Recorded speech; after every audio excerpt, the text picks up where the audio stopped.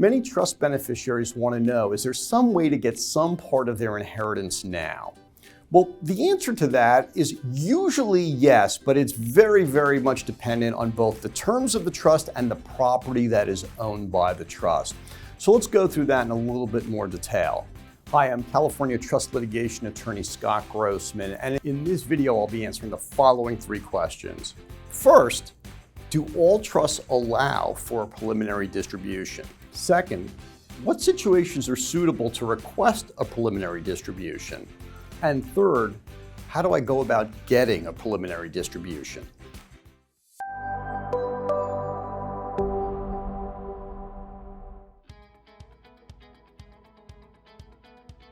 Some trusts will have in their terms something that actually limits the ability of the trustee to make any distributions. And if that's the case, the trustee's hands may simply be tied.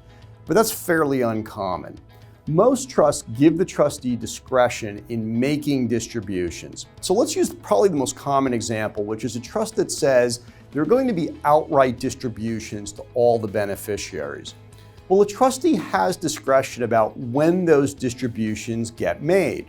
Some trustees tend to be very, very cautious. They don't want to distribute anything until they have completed each and every task that they're required to do as trustee, and only then, at the end of the administration, will they distribute everything to the beneficiaries.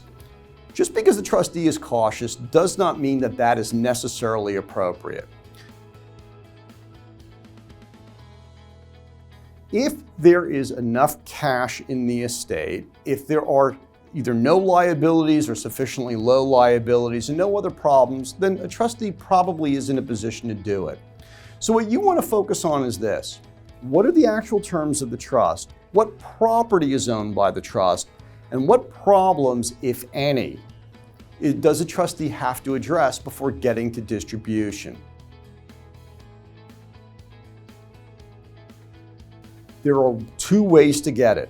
One is that the trustee agrees to it and does in fact make the distribution. And the second way is by filing a petition with the probate court seeking an order for preliminary distribution. So now you should understand both how to get a preliminary distribution and when preliminary distribution is likely to be available to you. In the next video, I'm going to discuss using trust litigation to get trust property that rightfully belongs to the trust back into the trust. If you found this video helpful, then please hit the subscribe bell, leave us a comment. We'll be glad to respond if you do, and give us a thumbs up.